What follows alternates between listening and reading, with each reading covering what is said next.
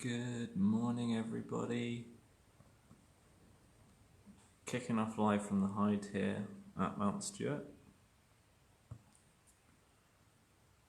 And we have got 2 reds here at the moment. You can hear me talking now. Now, just a little caveat on today's live stream. I've got 2 bars of 4G today, so it should be okay. Hopefully the image is coming through okay. Currently zoomed in, as you can see it's quite dull with the tree canopy is coming to leaf now.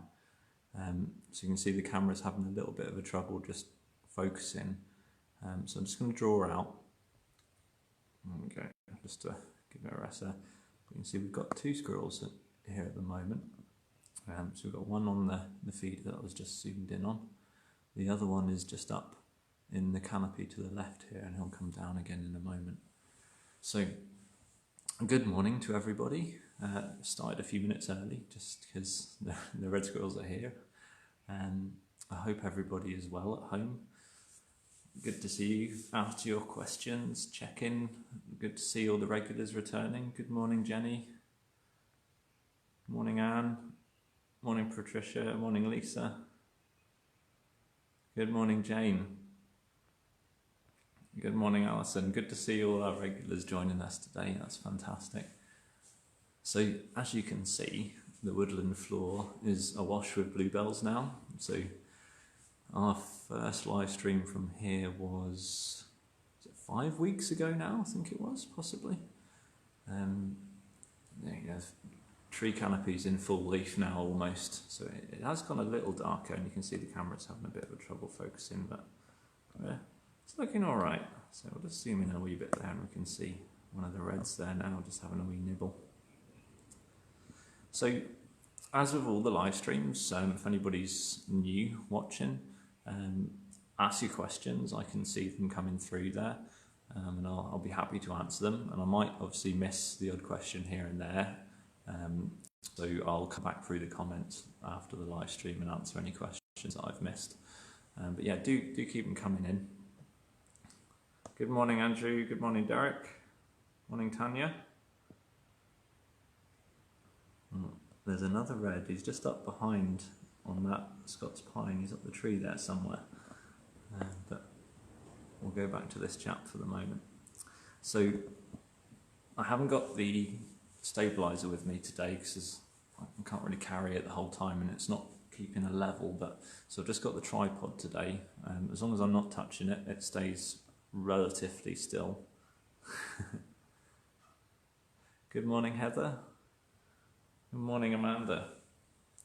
So I brought quite a few props with me today just in case the red squirrels didn't turn up, but they're usually here pretty regularly this time of day at the moment, and I put some extra treats out for them. So here at the Red Squirrel Hide, this is our monitoring station, as well as a chance to sort of increase people's chances of seeing red squirrels when they are visiting. And we do a certain amount of supplementary feeding here, so that's where that red squirrel is there on one of the supplementary feed boxes. And interestingly enough, when I was just topping these up this morning, I found some pine marten poo on one of the logs. So the pine marten's been down here having a snack as well. There's the other one. Coming on, might have a bit of a scrap in a minute. So there we go, we've got the 2 in picture there, fantastic. So they found one of the cob nuts. So we have those little monitoring station boxes, which are supplementary feeds. And here at the hide in particular, what we do is we put some of the cob nuts out in the various little holes and nooks and crannies. So it basically it stimulates some natural foraging behaviour, so it's not an easy meal for them. You have to put some work in, and obviously it means that they're using those natural behaviours rather than it just becoming a relied on food source. So this particular site, we feed all year round at this one.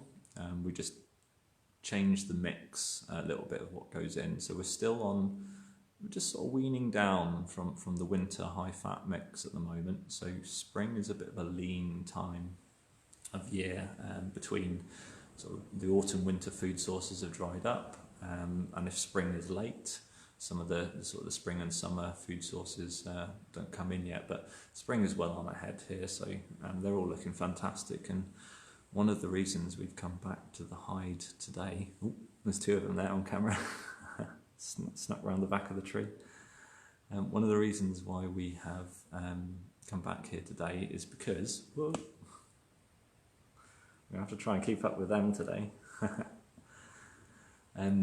Is because we've got lots of kits about at the moment. Now this is really early. I'd normally be expecting to see kits coming out of their trays sort of mid-May at the very, very earliest. You know, we're talking more like June sometimes, but we've seen kits here since early April. So it shows that they've started breeding right the way through. Okay, can you see that chap just they've been breeding right the way through winter, or certainly starting early, which is a really good sign. Obviously, red squirrel's an endangered species here on the island of Ireland, and Mount Stewart here is one of the big strongholds for them. But you know, they're increasingly under threat. There goes off to cache some of the cobnuts there.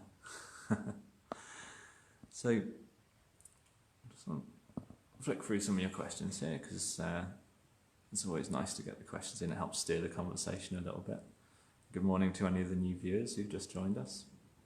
Good morning, David. David asks, what are we feeding them? Okay, so the long-term aims, of course, is to get those natural food sources right through their good habitat management and improving the woodland ecology. But in the meantime, what we need to do is obviously increase, rebuild their numbers. So what we do this time of year, we're in that sort of just waning off the high feed mix, which would be, I don't know if I can zoom this in anymore. I'll tell you what, actually, just down here, there we go. So you can see there's whole maize, so sweet corn basically. That's kind of like the staple, that's the energy, and they'll eat the little wheat germ out of that. And then you've got sunflower hearts in their shells, a little bit of peanuts, and then their sort of cacheable food here are these cob nuts, and that's what we've stashed around the place. So it's roughly 50% maize, 20% sunflower hearts, 20% peanuts, and then the remaining 10 would be cob nuts. So what we do in when it comes to sort of plentiful times of year, that mix would go down to more like sort of 70% maize, and then equaling down with the rest of them. So we don't want too much peanuts in their diet. It can actually lead to a calcium deficiency, and they don't exercise their jaws enough, so they can get some bad muscular issues with their jaw. Same with sunflower hearts, quite fatty, so don't want too much fat. And the same with the cob nuts. You know, they're quite a big meal in a cob nut in itself. And what's really good about the cob nuts is they take them away and they'll cache them and bury them in the ground. So we might see some of that behaviour today. In fact, there's one just over here. There we are. So if you look in there, I've put a few cob nuts in that little hollow there. I should get a nice out. And that is, it looks like a male. There's actually 3 squirrels here now, and there's one just popped away in the undergrowth. So they'll take them away and bury them, and red squirrels are pretty forgetful. It's why they're such an important part of woodland ecology. They will forget where they buried a lot of these tree seeds, and they will then grow. Oh, got 2 of them now. Okay. That's the more dominant one, just chased off the other one, which went up the tree somewhere. Okay. So they'll bury them. Those tree seeds will grow, and thus you get woodland regeneration. So it's a really important part of the woodland ecology here. Let's pick up another question. So Philip asks, how many have you got here at Mount Stewart? So Mount Stewart itself, we're looking at around 40 or 45 at the moment. And we've been hovering around that number for a couple of years now. 2015, we sort of started off with about 10 or 12 remaining, and that was after grey squirrels started to spread down the peninsula here, and we're out competing them. So we cleared the site of grey squirrels, and we've been working our way outwards ever since as part of the ARDS Red Squirrel group. So the whole of the Ards Peninsula is a red squirrel stronghold, and we kind of have our front line, which is sort of between Newton Ards and Mill Isle, just south of there. And we work with landowners and other organisations around the whole peninsula to maintain the area as a red squirrel stronghold and recover the population. And then hopefully we expand that population back north into North Down. So there's another group operating in North Down called the North Down Red Squirrel and Pine Marten Group. And they're working out of the Great Gauntlet Hills there, working outwards again to sort of clear of the areas of grey squirrels, the non-native invasive species, and allow the red squirrels then to recover. So across the whole peninsula, we're probably sitting around 120-ish. So the key sites, sort of clusters, would be here at Mount Stewart, Rosemount down at Grey Abbey, Ballywalter Estate, Nugent's area down at Portaferry, and a few areas east of Cucubbin, and then there's a few areas just south of Mill Isle and Carrador area, and there are little bits in between. So they live at quite a low density, red squirrels do.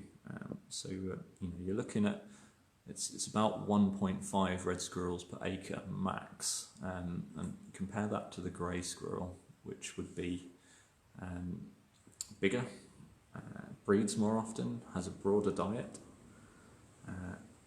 basically outcompetes the native squirrel in all sorts of ways. It carries a disease, of course, as well, like squirrel pox. And that grey squirrel, they can live in excess of 10, 20, 50 per acre. And they rapidly eat up food sources. They get pretty ill themselves in the end as well. It's not great all around. So as the old non-natives, where are we? We've got them over here. There we go. This one's just having a good old meal here. So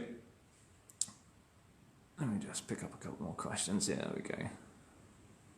Matthew wants to know how endangered red squirrels are in Northern Ireland. Well, they're a priority species here in Northern Ireland. So that basically means they're subject to something like massive decline. So I can't remember what the exact numbers, I mean, it would only be an estimate at the moment what they are left in Northern Ireland, but basically the peninsula here, the Mourne Mountains, the northeast glens of Antrim, and there's a couple of spots in the Fochan Valley leading north into the Foyle Estuary, and then you've got Fermanagh, which is a pretty good area for them. You're looking at probably less than 10,000, no, probably even less than 5,000 left in Northern Ireland. And just sort of put that into perspective for the whole of the UK, which I know the figures for. Where's it gone? We'll zoom out here for a bit. Put that into perspective for the whole of the UK. You're looking at around 120,000 red squirrels left in the whole of the UK. So Scotland is a bit of a stronghold there. Brownsea Island in North Formby. Oh, there he is. Isle of Wight. Where else have we got? There's a couple of bits in North Wales. So again, compare that to the non-native invasive grey squirrel. Something around 2.5 to 3 million of those in the UK now. So we're talking crazy numbers, and they're just ripping through our woodlands. They're really bad for woodland ecology. They debark and chew trees, increasing the rates of fungal decay in trees. They eat all the food, so other species will basically not have any food source at all. And then, of course, they carry various diseases, and they're having real economic impact with forestry, and of course they chew into people's buildings and their roofs, causing huge damage in electrical areas, especially in roof spaces. It's a real problem as a non-native invasive species. That's why it's so important to get these natural ecological processes kick-started again.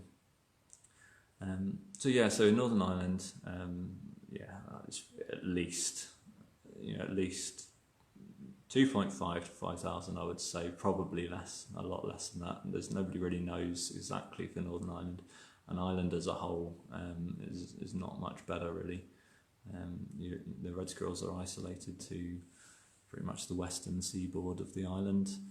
A few places up in Donegal and a few places down in the very southwest, but it's been a real problem since 1926, interestingly enough, and that was when the grey squirrel was first introduced into the island of Ireland as a wedding gift to an estate in County Longford, of all places. So not that long ago, so just over 100 years, and they've now pretty much taken over the entire island.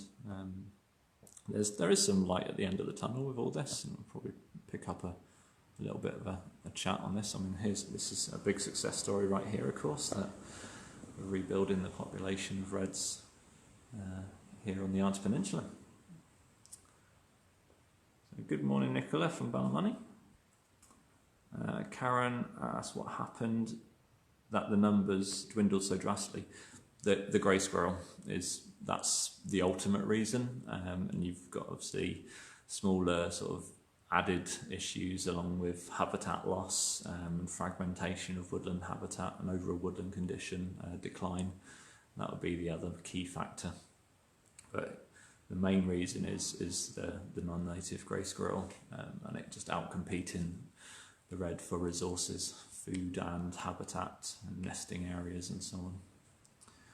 So good morning, Jackie. Good morning, Julia. Becky, good morning.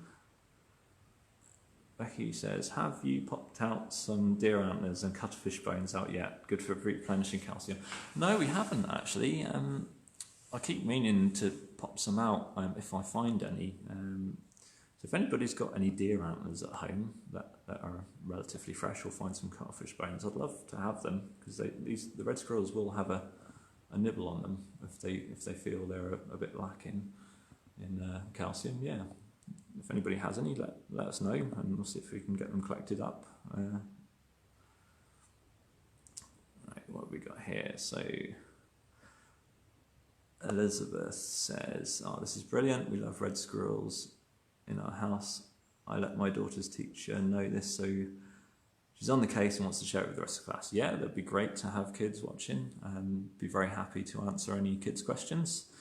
I think one of the best questions I've had from kids over the years about red squirrels, and he was really shy about asking this. This was on one of my walk talks a couple of years ago. He was really shy, hiding behind his dad's legs, and I'm like, go on, what's your question? And he's like, what does red squirrel's poo look like? And of course I found that pretty funny. And I obviously answered the question, and it's kind of like a squishy small cigar. So we might even see some later today on this live stream. But yeah, poo's very interesting. Sometimes it's one of the easiest ways to track animals and animal behaviour. Obviously, just talking earlier on about the pine marten poo. It was actually just on that log just there. So I'd say the pine martens have been up here having a bit of a meal at night time. Good morning, Helen. Morning, Tim. Morning, Doris. Doris asks, do the red squirrels eat fruit? Yes, they do. So obviously red squirrels are complete, mainly herbivores. Oh, it's coming right up. Just came by the window there. It's just gone over there. So yeah, red squirrels, they are herbivores. But they do have omnivore tendencies as well. They will eat the odd insect. They do eat birds' eggs sometimes, very rarely though. So they eat fruit, yes they will. Berries, they'll eat berries. They're partial to apples, quite often in autumn. We've got some small orchards here at Mount Stewart, and I'll collect up some of the windfalls and put them out on the various feed stations. And I got a little bit of trail camera footage from a few years back of one of the reds. It was so trying to get hold of the apple, and rather than eating it there and then, decided to take it with him and took the whole thing. Of course, the apple probably weighed more than the red squirrel, and it pulled him off, pulled him off the feeder, which was quite amusing. I'll have to dig that bit of footage up sometime. They're quite partial to dried fruit as well, so sultanas and raisins. I mean, they're total sweet tooths.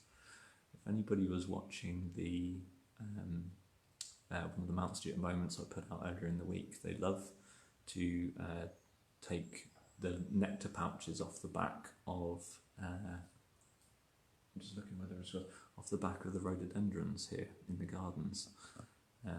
They love ivy nectar as well in autumn. I'm just going to go have a look because I'm pretty sure the red is just over the corner here. Where's he gone? I've got a feeling this red squirrel is right below me here. He's busy burying the. Let's have a quick look.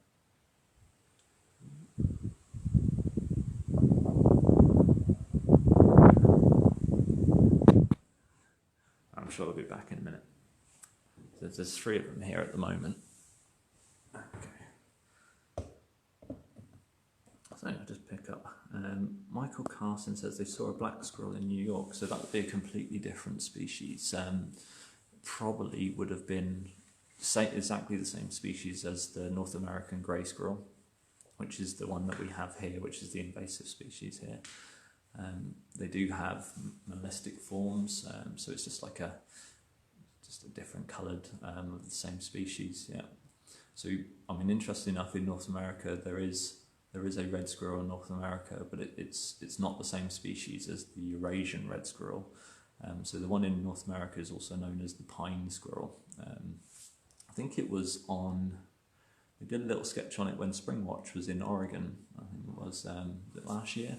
And there was obviously a lot of confusion with people because the pine squirrel in North America is actually can hold its own against the North American grey squirrel.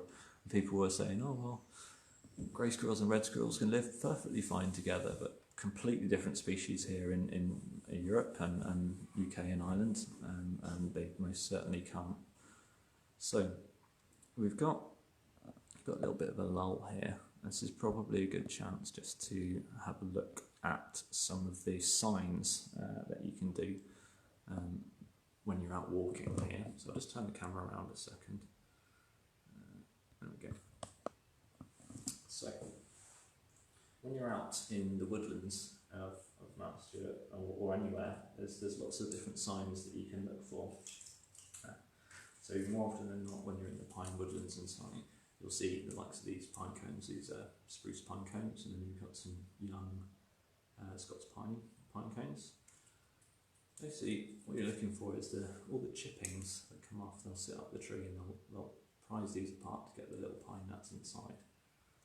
And then they look like that. It's kind of like a corn on the cob. And the same goes for these. So there's the nibbled Scots pine cones as well. They're quite nice. A lot of people ask as well about, well, how do we know what's on the feeders and what's been coming to various monitoring stations and early warning systems and all that. So some of you may have seen this already on the Red Squirrel monitoring station video. So on the lids of those little feeders, we just put a bit of duct tape on the other side, and it relieves whatever's using it of a few hairs. You can see this one is pretty hairy. I can then look at those hairs to see which species it is, and it's a good low-tech early warning system to give us a heads up of what's used in those things. So say on some of our buffer areas here on the peninsula where we do have grey squirrel incursions, it's an early warning system. I can then put a trail camera looking at the feed station itself, just to confirm that it's there, and then we can obviously carry out the trap and dispatch from there. Remove the grey squirrels and prevent any further incursions and disease. So let's flip that camera back around. There we go.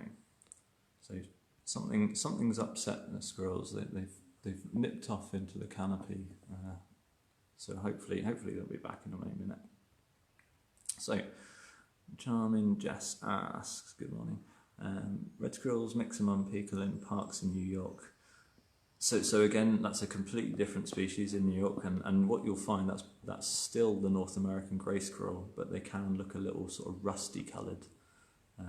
So it's still the invasive species for us, but obviously native in North America. Hazel asks, how do you deter grey squirrels from digging up your plants? Get rid of them, basically. That's the best way to do it. They are a non-native invasive species. They're notifiable. They're in the top 10 species of union concern because of the huge biological and economic damage that they occur. This is here in the UK and Europe, of course. If that's not up your street, then the only other way I can suggest is either not growing what they like or covering everything with chicken wire. But even then, they will chew through stuff. They cause huge issues. It's crazy the amount of damage they do, and I see this obviously every day. It's not just about the red squirrel, grey squirrel competition. It's huge ecological damage. Andrew asks, are the overall island numbers improving? We're sort of treading water, I would say. Without a landscape scale approach to addressing grey squirrel spread, and of course the diseases that come with them, I think at best all we're ever going to do is sort of tread water. Locally speaking, we obviously have had successes, and we've been able to rebuild numbers. But the big issue, though, in the long term, is we've still got that destruction of habitat and loss of habitat, and then that fragmentation. So if these isolated populations can't reach each other, then we're going to run into issues around genetic diversity and so on. So there's a lot of challenges out there, and I suppose the red squirrel really encapsulates all of the kind of the issues that we face within our native environments here around invasive species, loss of habitat, changing weather patterns, and so on. And it's a good subject to sort of encompass it all, and you can see it happening, of course, as well. So UK Squirrel Accord has just joined us, and they said they're hosting a watch party on the Facebook page. Brilliant. Well, good morning, everybody. Alexander Abrams asks, how many pox have we seen in Ireland? So thankfully, we haven't seen squirrel pox here on the peninsula, on the Ards Peninsula, but there have been numerous outbreaks in the southern part of County Down and in the Mournes. So Tollymore used to be a red squirrel stronghold there. They had, I think it was their first outbreak, it was around 2015 or so. Virtually wiped out the population of reds there, and what was left kept getting reinfections, and there's pretty much no red squirrels left there now. And that was brought in on, grey squirrels brought that virus in, unfortunately, and it's a horrible virus. And if anyone's familiar with myxomatosis in rabbits, it would be similar to that in terms of the symptoms. You're talking, gunky eyes and sort of bleeding from various orifices, and a slow, painful death. It's horrible, and that's what we're basically sort of trying to avoid happening. So biosecurity is really important when we are out doing our monitoring and doing our traffic and control, so everything gets disinfected every time we're using it, and moving from site to site, of course, we disinfect too, because the last thing we want to do is end up introducing that virus ourselves. So this is the squirrel pox virus we're talking about. Although, like with most viruses, under the current circumstances, the same standard practices apply. Washing your hands, disinfecting things. So Gillian, hello. Gillian asks, are the kits feeding on the food yet, or still from the mothers? A bit of both. Kits, once they get out and about and can start moving around themselves, they'll start nibbling and chewing on things themselves. So we're likely to see a lot more kit feeding activity here soon. And I just saw a bit of activity out in the back there, so hopefully they're coming back soon. But we had 3 here a moment ago. Something disturbed them all outside, so hopefully they'll come back soon. But it gives me a chance to catch up on your questions. So what have we got here? Good morning, David. Jimmy says, miss sitting watching a photograph in these reds. Great therapy for yourself. Oh, Jimmy, are you one of the regular sort of photographers that would come here and relax in the hide? It's a great opportunity to sit here. And of course, to be honest, I'd probably enjoy sitting out here in the woods today. It's a little breezy, but I mean, look at that carpet of bluebells out there. It's absolutely fantastic. Jenny asks, have you got your suit with you in case they didn't show up? So Jenny's referring to, we have like a Red Squirrel costume that we use for some of our Red Squirrel days sometimes, and obviously some of our team dress up in it. And I have been known to dress up in it myself for various things. We made a little cheesy promotion video for the hide before it opened. If you look back through the Mark Stewart Facebook page, you'll probably find it there somewhere. So Alison asks, how many pine martins are in the domain now? Okay, so we've always had pine martins in the area, but there doesn't seem to have been any resident for a long time up until this year. Well, actually last autumn, so 2019. One turned up, and it has been pretty much resident ever since, and we think we've possibly got a second now, so possibly even a breeding pair, which is great news. Again, another native species, historically persecuted, is now starting to recover through the area, and of course there's now a proven link between pine marten recovery and grey squirrel decline, where the pine marten obviously leaves its smells in places as well, but what's interesting is the grey squirrel, as a non-native species, has no innate awareness of the pine marten as a predator. And Josh Twonin's most recent scent study that was published earlier this year shows that there's just no change in behaviour when pine marten scent is present. Whereas with red squirrels, they become particularly edgy and anxious and will be a lot more cautious when pine marten scent is around. So that's really interesting, and there's been an ongoing study looking at the diet of pine martens, and where pine martens are recovering in grey squirrel areas, there's been a noted decline in grey squirrel numbers, and the content of the pine martens' poo, let's get talking about poo again, generally it can have as much as sort of 5 to 10% of their diet would be made up of grey squirrels in those areas. So this is really interesting, of course. So it's a native species kind of dealing with our non-native species issues, but it's not a silver bullet. And this is the key thing that I always say about this. You know, it's a great thing to have happening, and I encourage pine martens to recover, but it is not the answer. You cannot address the non-native grey squirrel issue without all of the traditional methods, so air rifle dispatch, trap and dispatch, and of course the game changer will hopefully be the immunocontraceptive, which is probably still 5 years away at best. That's basically it's the pill for grey squirrels. So it's a win-win situation in that the immunocontraceptive can be delivered in grey squirrel areas. It will sterilise the grey squirrel, but of course it means that grey squirrel will live out the remainder of its life, and it won't breed, and that's the most important one. So over sort of 4 to 6 years, you'll see potentially models show anything between sort of an 80 to 85% reduction in grey squirrel population where they're issued, and then you can go in and obviously mop up with traditional methods, and then gradually look at recovery of red squirrels in the area. But best case scenario, that's 5 years away.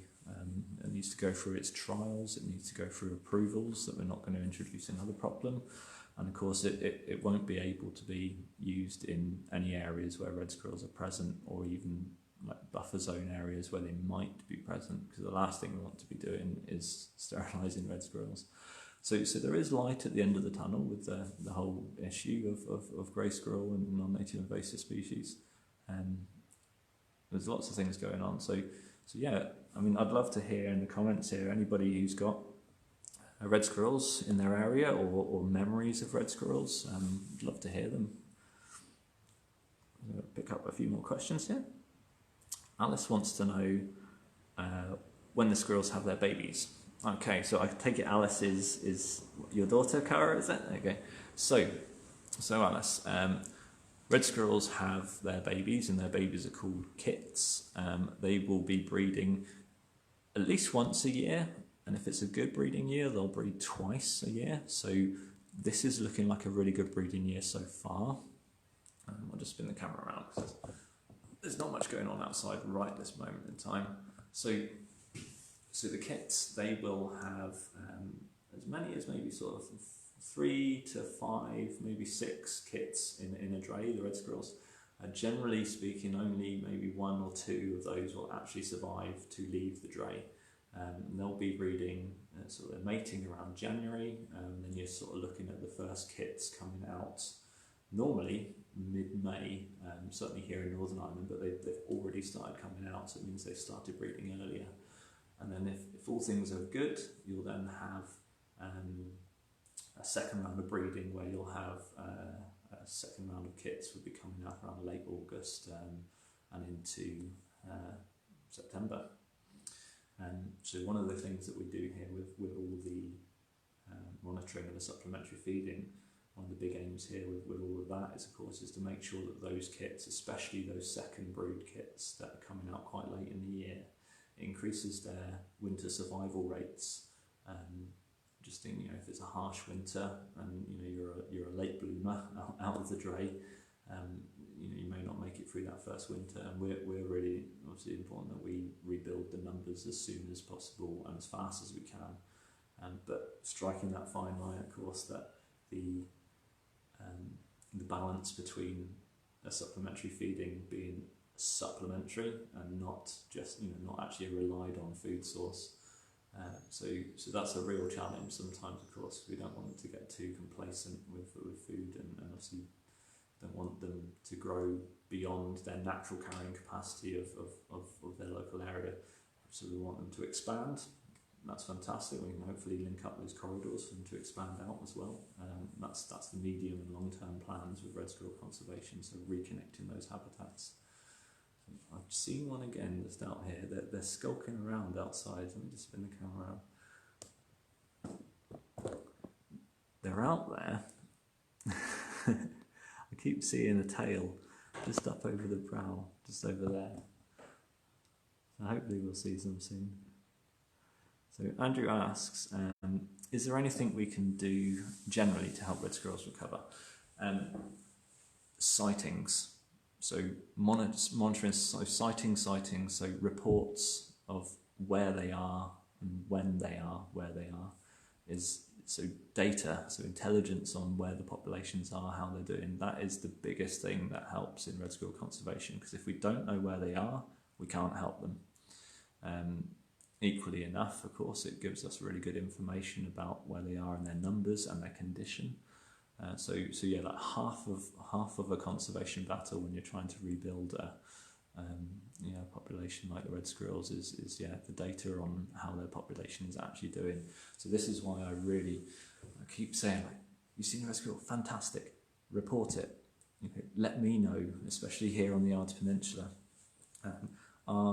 In Northern Ireland, our national reporting portal is CEDAR, so CEDAR. If you just Google CEDAR NI, it's part of the National Museums Network, and that's our biological monitoring portal. Or you can use, for the whole of Ireland, there's the Biodata Centre, Biodiversity Ireland, and reports there are monitored as well. Or equally, like, contact your local red squirrel group. So we're the Ards Red Squirrel group here, but you've got lots of others in Northern Ireland and lots of others around England and Wales as well, and Scotland, of course, Scotland being one of the mainland UK strongholds. So yeah, data, that's what it's all about. Secondary to that is, if you haven't got red squirrels in your area, don't feed grey squirrels. That's the other big one. All you're doing by feeding them is increasing their population. They're more likely to hang around, and of course they'll start breeding, dig up your plants, chewing into your roof space, and so on. So there are some pretty good squirrel-proof feeders out there. If you're not willing to have anyone in to do dispatch, or any of the pest control officers or things like that, that's fair enough, but I would always encourage you, at least don't feed them, and don't encourage them to breed any more than they already are.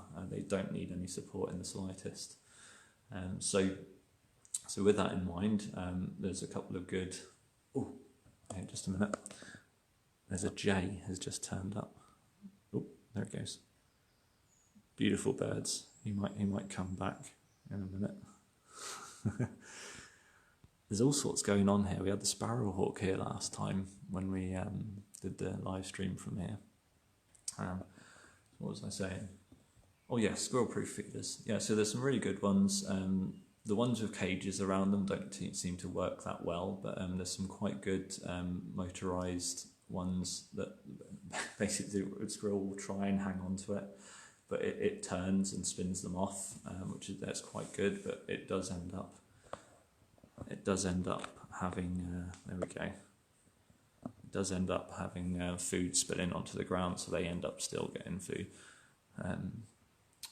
There's lots of things out there. Just Google, how to stop grey squirrels eating my bird food. There's lots of information out there on that. So let's see what we've got. Hazel says, thank you. I think someone is feeding them because they're burying whole peanuts. There used to be red squirrels here at Cherry Valley a number of years ago. Yeah, so a classic story. Used to be red squirrels, grey squirrels turn up, red squirrels disappear. Yeah. All I can advise, Hazel, is if you do know someone who is feeding red squirrels, just mention it to them. Quite often they may not be aware of it, and it's understandable, especially in urban areas. A grey squirrel, it's a squirrel to a lot of people, and quite often it's the only thing that they might see in their gardens apart from birds. But I suppose the thing is a lot of people might say, oh well, you'll never see a red squirrel in an urban area. That's not true. They just don't make it in urban areas because of the grey squirrel. There's numerous places here in Northern Ireland where red squirrels are quite happy in urban areas. There's just down in Newcastle, there's a chap who gets them climbing 2 stories up to his window in his house, which is fantastic. He's got some fantastic footage and pictures I've seen. The key thing here is they've just been completely outcompeted from those locations.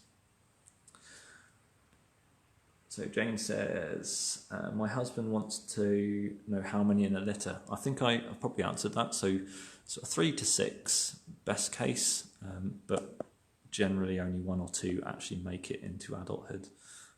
Compare that to the non-native grey squirrel. They'll have sort of more like 5 to 6, and it's maybe even 4, maybe even 5 of those will usually make it into adulthood. So you can see how quickly they breed, and they'll breed all year round, near enough. Fiona asks, is it possible to reintroduce the red squirrel populations to areas they have disappeared from, like Tollyford Beaver? So there is a red squirrel reintroduction programme here in Northern Ireland. It's in conjunction with Belfast Zoo. The key thing is that programme, and rightly so, will not reintroduce red squirrels into an area where grey squirrels are present, and they have to have a dedicated control programme in place and be grey squirrel free for at least 2 years. There's no point in reintroducing red squirrels into an area with grey squirrels, basically. So this is why this whole landscape scale approach is so important. You know, nature doesn't know boundaries and borders, and you can't say no grey squirrels, you can't come here. You have to maintain a grey squirrel free area for the red squirrels to recover. So that wee red is just it's just nipped off around the corner to bury that. I'll just go out for a little change here. Just nipped over there to bury that cob nut. He's out in there somewhere. So yeah, Fiona, it's, you know, Tolleymore's not looking great after continual squirrel pox outbreaks. I know the local group there, I think they're fairly restricted on their numbers and operations nowadays, so they haven't been able to do much activity to support that, which is a real shame. Thankfully there are other groups like ourselves and in Mourns, and there's been a long-running project, and we've got new groups established like the one in North Down, and then you've got the Hearts of Downs group operating out of Montalto, down in the Hinch direction. And we still do have our other strongholds around the Northern Ireland, but we can't just sit back. You know, basically, if you do nothing, we lose our red squirrels. That's the bottom line of it. You can't have both species; they do not coexist. And you know, it's difficult. You know, I look forward to the day when I don't have to do grey squirrel control anymore. It's not something I enjoy. I don't think anybody would ever enjoy it, but it's a necessary thing. If we don't do it, we lose our red squirrels, and that's not something I'm willing to let happen, as of many other people. So Patricia says the bluebell carpet is beautiful, isn't it? I've recorded a little bit of a bluebell update footage for later this week, because I put some stuff out last week. Oh, there he is, back again. I put some stuff out last week, and they weren't quite at their best yet. So a week on, they're looking fantastic, and they smell amazing. And the hum of all the insects in the woodlands at the moment is absolutely amazing. There goes, he's gone off again. So they've had their fill for the morning, and now what they're doing is they're getting the cob nuts and they're taking them off into the woods and burying them and caching them. So a lot of those are going to regrow into new hazel trees, which is brilliant. Pick up a few more questions here.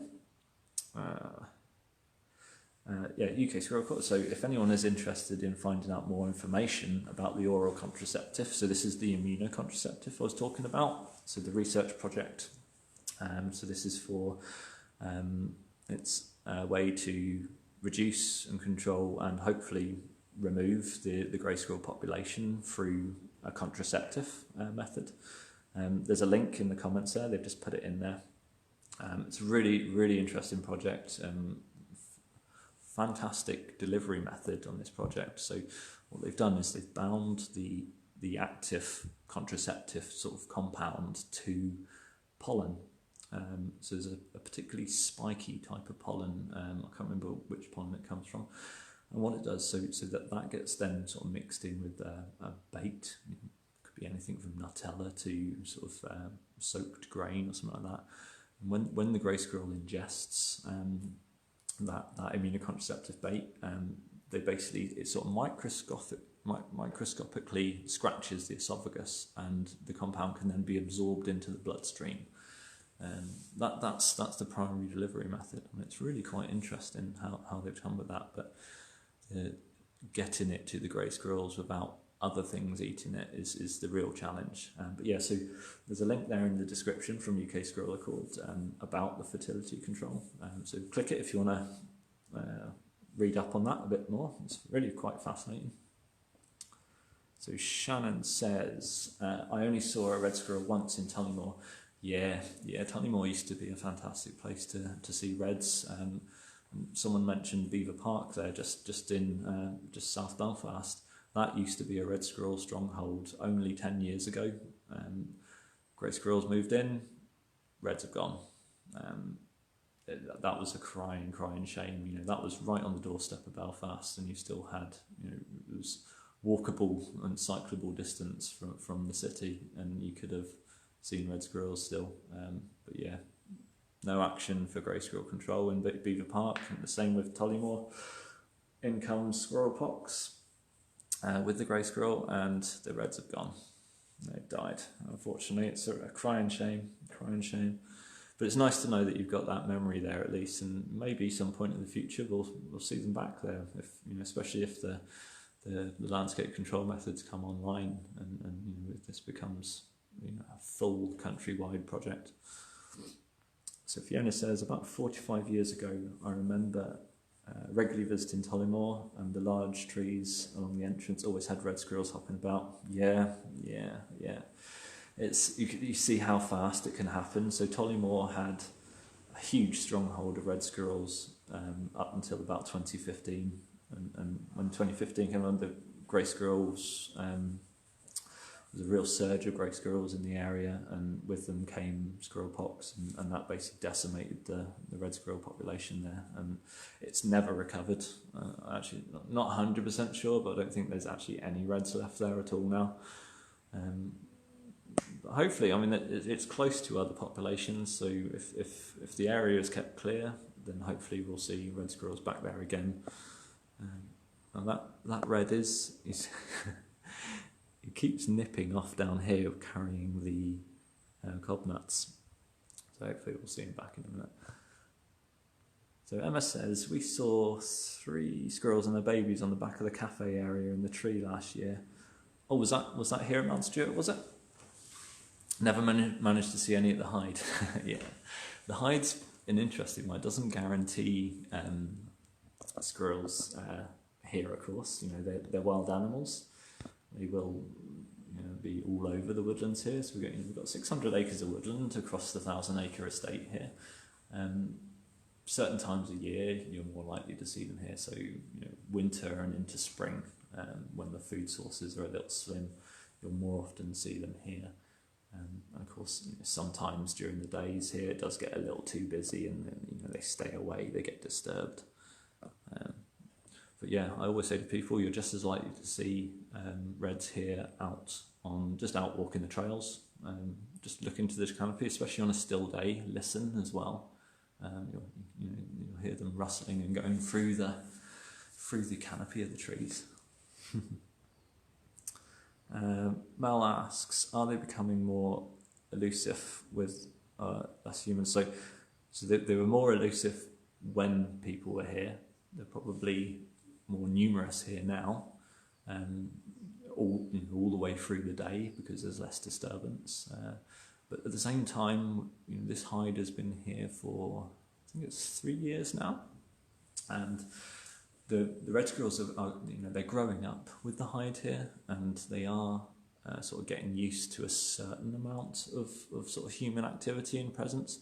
But it's, you know, it's the age-old thing when wildlife watching. You know, if you're flapping your arms around, making loads of noise, you're not going to see anything. So, you know, I'm not being quiet, but I am being still. That's the big one. You know, no sudden bangs, no sudden noises and things like that. Just keeping a fairly sort of low tone voice. You know, they're not too worried about that sort of thing. But yeah, you know, if your face is right up against the hide viewing window here, and you're in bright clothes, flapping and moving around all the time, yeah, you're not going to see anything. So you know, there's certain ways to behave when watching wildlife, and patience. Patience is the other thing. You know, these are wild animals. They do take time. You know, whilst we're here on this live stream, you know, they've come and gone, and they are about there. They're nipping back and forward at the moment, but you know, it's a chance just to relax, listen to the woodland sounds, and just absorb your surroundings. You know, it's nice to slow down, and I'll probably say if there's one thing that I'm really celebrating about the current circumstances, you know, so making a positive out of what is a pretty harsh time for everyone right now, is that it's given us the opportunity just to slow down and stop. Everyone is noticing the sounds of the birds around them. Everyone's sort of saying, oh, there seems to be lots of birds, lots of bees around, don't ever remember seeing them.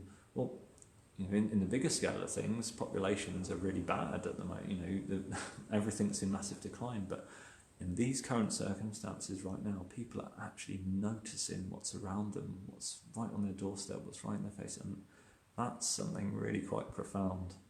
And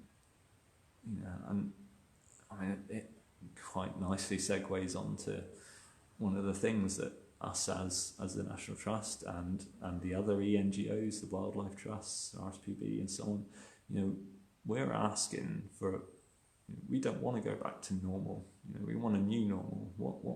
What do we want out of all of this? We want a green recovery, So I think if it's one thing we take away from today's live stream, is ask your local MP, ask your local authority, what are they doing to support a green recovery? What are they doing to support a sustainable economy? We can't carry on like we have been. I don't want to go too soapboxy here, but it can be done. But you've got to put some effort in.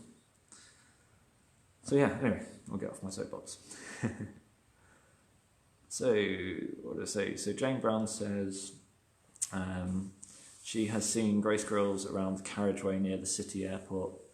Never seen reds out Mount Stewart. Yeah, so grey squirrels took over pretty much all the greater Belfast about 15 years ago. But, Beaver Park was the last area, sort of in that immediate Belfast area, that had any reds.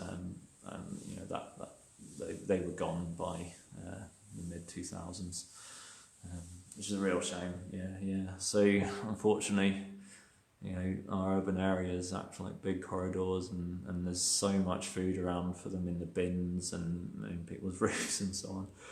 Yeah, crying shame. Of course, those carriageways are direct corridors into North Down, and grey squirrels have spilled into North Down and displaced the red squirrels there. There's a very, very small population of reds hanging on in the Craigantlett Hills, which the North Down group are sort of creating buffer zones around.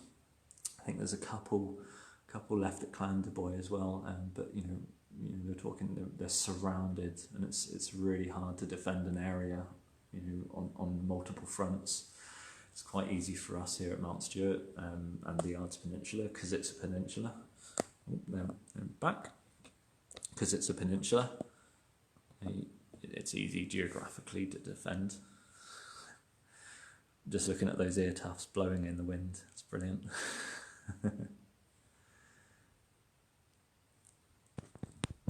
So, I'll pick up a couple more questions here. Tim asks, are there any reds in Belvoir Forest? So I've answered that. Yeah, there used to be, about 10-15 years ago. Grey squirrels turned up, they've gone, unfortunately. Jackie asks, are there still any around Mount Stewart House, the late Mary? Yes, so yeah, the red squirrels are across the whole estate. They tend to move away from the central gardens and the house area by mid-morning.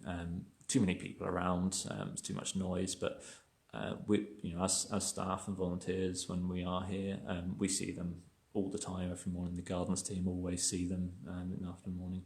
They will be in the central gardens, sort of during the day, but they'll be up on the hill of Clark's Hill and Rose Hill and McCombs Hill, around the central gardens themselves, just where they get a bit of peace.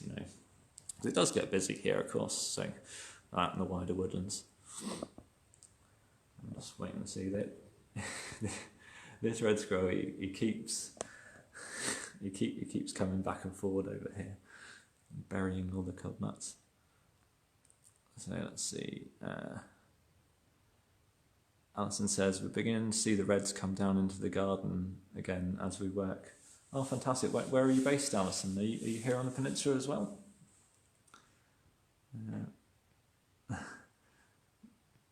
Jolene says, she's obviously tagged someone saying, now they decide to make an appearance. I take it you've been here in the hide before. Yeah, so when we reopen, and I'd say it's going to be a long time before we're able to open the hide again to visitors, even when we can open. But the best times to see red squirrels at the hide are in the morning or late afternoon, basically just avoiding that central middle of the day busy period. And of course, late autumn into winter and early spring are particularly good here. But we're here at that time, and they're middle of the day, and they're here at the moment. So just all depends how busy we are, really. Fiona says she's been put off Nutella for life. Is that because of the immunocontraceptive use? Yeah. There we go. So Fiona also says Belleville had an amazing red population because they were surrounded by busy roads. The greys never managed to get in. Yeah, it was just a gradual incursions there, but now they've taken over. Yeah. Unfortunately, there are definitely no reds left in that area. People have been looking, they're gone now. So the closest populations would be over towards Ballinhinch now, or way on into South Down. Emma says, oh yeah, yes, it was Mount Stewart. Okay, good. Plus you've been enjoying the watch and hide. Well, I'm so glad you've enjoyed this, the live streams. It is quite nice being at the hide here because I'm sort of not getting too out of breath walking around and tripping over things like the other hide streams. Okay. Aileen says, we would like to know about the swans. Do you know how many eggs are in the nest? So the female swan has been sitting now for, it's got to be coming up to 3 weeks, I think. I'd say that they've got to be close to hatching. I haven't seen her off the nest, so I don't know how many eggs there are, but I would imagine there's going to be a clutch of around sort of 7 or 8 again. But as soon as they hatch and the cygnets are out, we'll be sure to record a bit of footage. But the key thing is that we just don't want to disturb her too much. And the male swan has been, he's been quite aggressive actually. He's not with no one here. He's not quite as used to people moving around.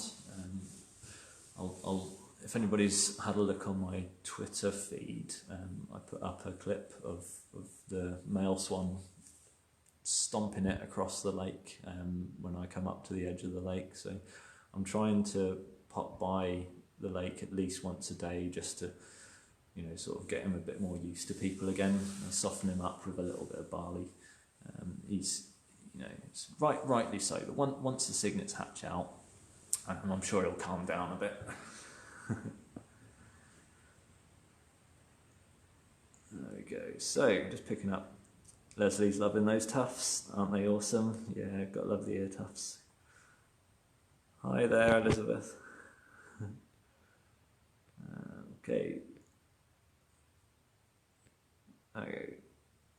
One more question. Thanks for a really enjoyable informative live stream. Really looking forward to being able to get back to Mount Stewart. Yeah, I think we all are.